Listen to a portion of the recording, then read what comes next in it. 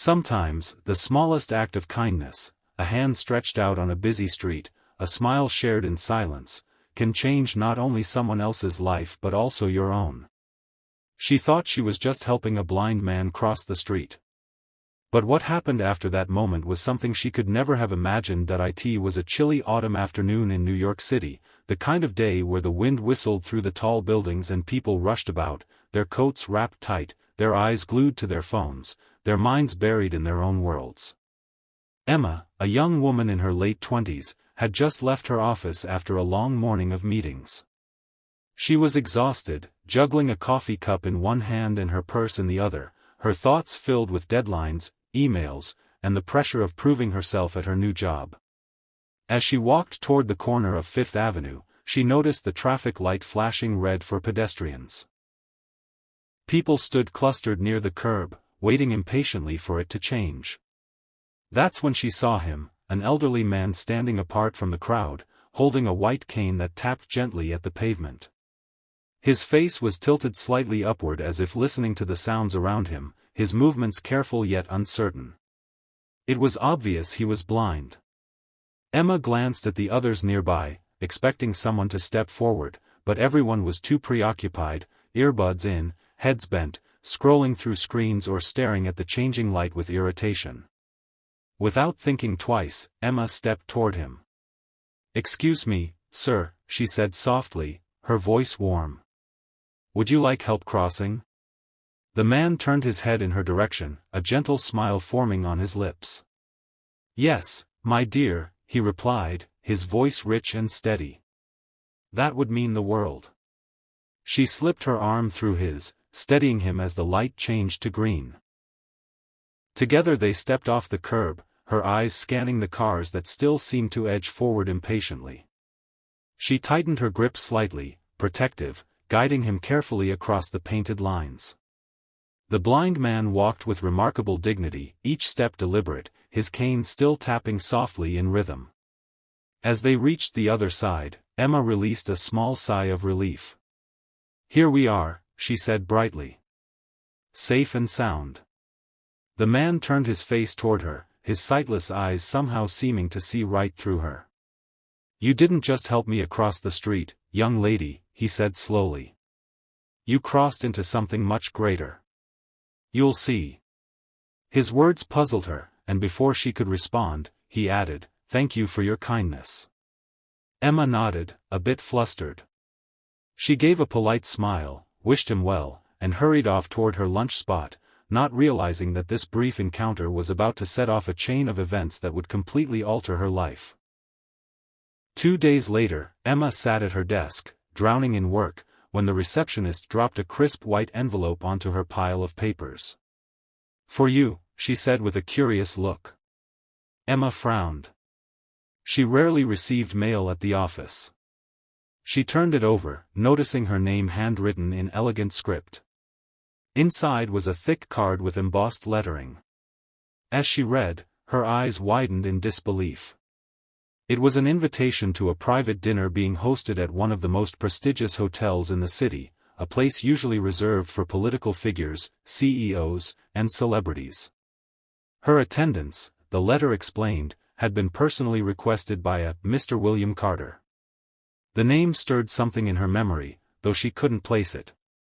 Still bewildered, she decided to attend, curiosity gnawing at her. On the evening of the dinner, she walked into the grand ballroom, her simple black dress contrasting with the glittering gowns and tailored suits around her. Waiters floated by with silver trays, chandeliers sparkled above, and a string quartet played softly in the corner. At the center table sat the man she had helped cross the street, the same blind man, now dressed in a finely tailored suit, his posture commanding, his presence undeniable. Emma froze in shock. He smiled warmly as if he had been expecting her. "Emma," he said, his voice carrying across the table. "You came. Please, join me." She approached hesitantly, sitting down beside him. You're Mr. Carter," she stammered.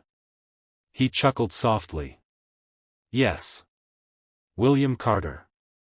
Some know me as a philanthropist, others as an investor, but you knew me simply as a man needing help. And that's why you're here."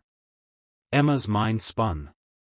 This man, whom she had assumed was just another elderly blind pedestrian, was in fact a highly influential figure, a man known for his vast wealth and charitable work.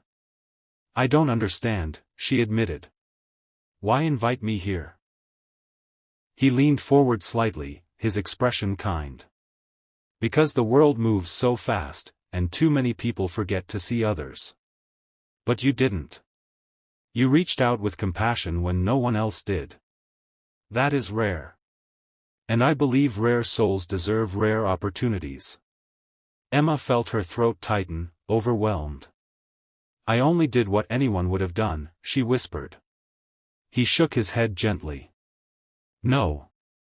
Not anyone. That's why it mattered." Little did Emma know, this dinner was just the beginning of an extraordinary journey, one that would test her character, open doors she never thought possible, and reveal just how far a single act of kindness could ripple. In the weeks that followed, Emma's life took an unexpected turn. Mr. Carter reached out again, inviting her to meet at his foundation office. The building was grand yet understated, with walls covered in photographs of schools, hospitals, and shelters funded by his charitable work. He explained that he was searching for young leaders who could carry forward his vision of compassion-driven change. "I've seen many with ambition," he told her, "but very few with heart. You, Emma, have both." She was stunned. "But I'm just an assistant at a marketing firm," she protested. "I don't have the experience for something like this." He smiled knowingly. "Experience can be gained. Heart cannot. I want to give you a chance, to lead a project, to touch lives on a scale you never imagined. The question is, will you take it?" Torn between fear and excitement, Emma hesitated, but ultimately agreed. Soon she found herself heading a community project funded by Mr. Carter's foundation, tasked with improving conditions for underprivileged children in the city. The work was grueling, demanding late nights, endless calls, and facing skepticism from those who doubted her ability. There were days she wanted to quit, overwhelmed by the weight of responsibility. But every time she remembered the blind man's smile, his words about crossing into something greater, she found the strength to push forward. Slowly, her efforts began to bear fruit. A rundown community center was restored, programs for children were launched, and families began to see hope. The local press picked up the story, praising the initiative. Emma's name started circulating in places she never dreamed of, not because of fame or ambition, but because of the impact she was making. Yet through it all, Mr. Carter remained a guiding presence, offering wisdom and encouragement. One evening, after a long day, she asked him quietly, "Why me? Why trust me with something so important?" He turned his face toward her, his sightless eyes gleaming with sincerity. "Because you didn't see me as a blind man to pity or ignore. You saw me as a human being. That is the vision this world truly needs." Months turned into a year, and Emma's role within the foundation grew. She discovered a side of herself she never knew existed, a leader, a dreamer, someone who could inspire others. Her bond with Mr. Carter deepened as he became both mentor and friend. One crisp winter afternoon, he called her into his office. His voice was softer than usual, tinged with gravity.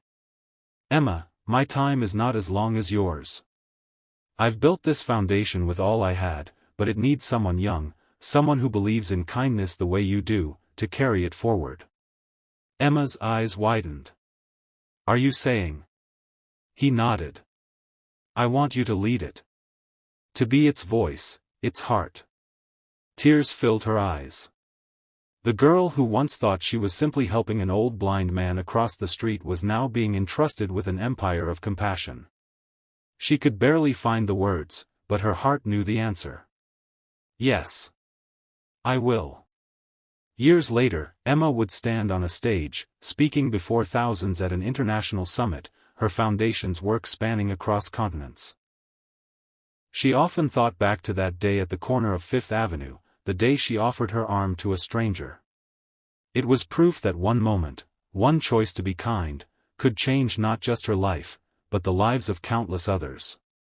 And somewhere in the audience, though his eyes could not see her, William Carter's presence was felt, proud, smiling, knowing that the torch of kindness had been passed on. Emma had crossed the street that day, but what she truly crossed into was destiny. This story is a reminder that kindness costs nothing but can change everything. The next time you see someone in need, even if it's just helping them cross the street, don't hesitate. You never know what doors that one small act might open, not only for them but for you too. If this story touched your heart, share it with others, spread kindness wherever you go, and subscribe to our channel Kindness Vibes for more true and inspiring stories.